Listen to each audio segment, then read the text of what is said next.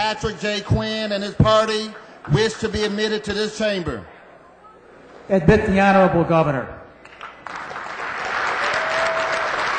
want to say good afternoon to everyone. I think the people of Illinois are proud of the members of the General Assembly and how you've conducted the public's business. Our state is staggering today to pay a $11.5 billion deficit. We have a mountain of unpaid bills. To be direct and honest, our state is facing its greatest crisis in modern times. But I am not here to dwell on the past nor preach gloom and doom. On the contrary, I am an optimist, and I have complete faith in the good people of Illinois. So today I present a budget for fiscal year 2010, and this budget is balanced. It also speaks honestly and directly to the people of Illinois about our tough choices. This budget focuses on 3 R's: reform, responsibility, and recovery. In tough times, everyone must live within their means, and that goes for government too. Today I'm proposing major cuts and cost reductions that will save at least $1.3 billion. Today I'm also appointing a new Taxpayer Action Board to evaluate all state spending and all programs. This board will examine every nook and cranny of state government finance, and we must fix yet another enormous problem while we do that. And that's our giant, underfunded public pension systems. For 30 years, these systems have been allowed to spin out of control, and the result is we have at least a $55 billion underfunded pension obligation. Under my plan, existing employees and retirees will keep their current pension benefits from their years of service. Meanwhile, newly hired and mostly younger employees will be part of a modernized system, and the cost of living increases will be capped at a rate that's in line with other public retirement systems. And if we act now, this plan will reduce the taxpayers' pension obligations and liabilities by $162 billion over the next 36 years. And as part of this plan, we will still make a pension payment of $1.5 billion to fund this year's benefits. So as we prepare for a better future, we must also make tough choices about cleaning up our government right now. And in the wake of our past political scandals, the people are demanding honest and open government, and they are going to get it. My first act as governor was signing an executive order establishing the Illinois Reform Commission. This independent board is investigating government practices from top to bottom. The state is staggering under a shameful mountain of unpaid bills. When we don't pay our obligations on time, that hurts every business in our state. And what are these businesses? They're hospitals, nursing homes, pharmacies, schools, thousands and thousands of small businesses located throughout Illinois. Failure to pay is forcing these good businesses to cut their operations. They have to lay off their workers. These businesses hold back on paying their own bills, which injures other companies. And in some cases, businesses go out of business. Now, this is wrong. We know it's wrong, and it's not a blueprint for sound fiscal or public policy. Illinois has a moral obligation and responsibility to rid itself of this destructive deficit by approving the Illinois Economic Recovery and Tax Reform Act of 2009. 5 million people in Illinois will get major tax relief. There will be no gas tax increase, and moms and dads will enjoy a sales tax holiday for 10 days in August on the purchase of their kids' school clothes and school supplies. A major problem is that the Illinois personal tax exemption is only $2,000 per person. There's something wrong when our state gives more tax breaks to those who raise thoroughbred horses than it gives to parents raising children. 5 million people in Illinois will receive tax relief this year and will pay no tax increase. This is a crucial point and it bears repeating. 5 million people in our state will get tax cuts during this very tough economic time. And that's true even if the income tax rate is raised from 3 to 4.5%.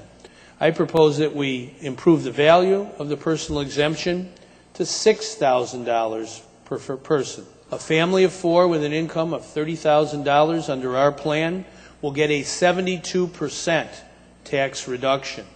A family of 4 with an income of $45,000 will get a 22% tax reduction under our plan. Families earning about $61,000 will break even, and those making more will have a modest increase. This is a time for shared sacrifice.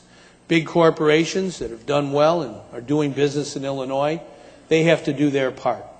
Together, we will plug this gaping budget deficit of $11.5 billion. But if you reject the needed revenue increases to balance our budget, then you must tell the people of Illinois what you will do instead. My predecessor tried to impose a gross receipts tax on the people. That would have been the largest single tax increase in the history of Illinois. I opposed it, and this body unanimously struck it down in this very chamber. The time for such gimmicks is over. There are others who say more and more gambling is the big answer to our problems. I don't think that's a good bet. Now there are others. But if you propose a doomsday budget, then tell us what programs you would eliminate to save $11.5 billion and balance this budget. Put it out there. Let us all see it, look at it, hear about it. Saying no is not enough unless you're willing to speak the truth and offer real alternatives. Let's face the facts. If we use mean-spirited tactics, 800,000 children, senior citizens, and people with disabilities will lose their health care. More than 34,000 teachers will be laid off. Class sizes will increase by 25%. More than 10,000 senior citizens will no longer receive critical state services.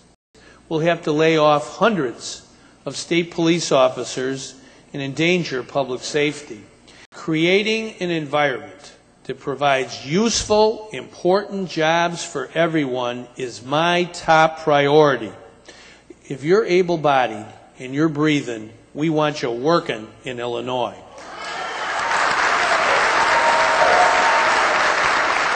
In Illinois, the unemployment rate today is 7.9%. Over 500,000 people, our neighbors, are out of work and looking for work. And that's why I urge quick passage of the Illinois Jobs Now plan. This initiative will support nearly 340,000 jobs across our state. It's a $26 billion plan.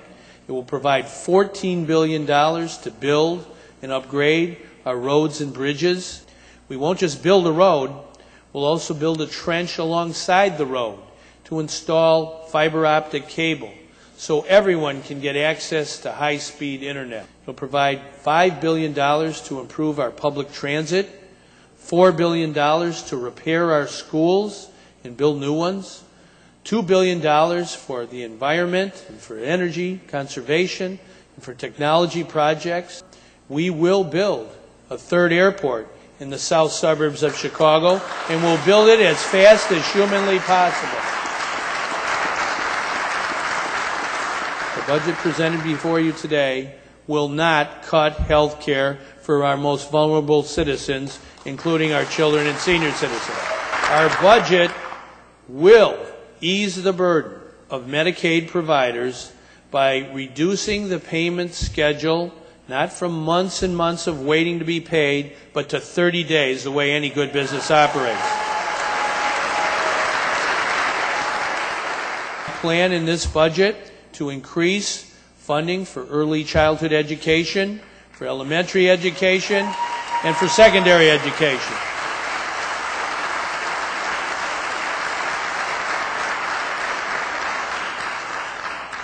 And at the same time, our plan will commit $40 million to community colleges and higher education. We're not cutting back on education. Our budget calls for fully funding the Military Family Relief Trust Fund that provides financial assistance to the families of our Guard members and reservists who are called to active duty. These are our citizen soldiers. 3,000 right now are in Afghanistan of our National Guard. It's important that we take care of their families and their financial needs. Our budget also calls for properly funding the line of duty benefit to provide financial assistance to the sons and daughters and spouses of those who are killed in action defending our democracy. And our budget also provides funding, full funding for the 80-bed expansion in the LaSalle Veterans Home.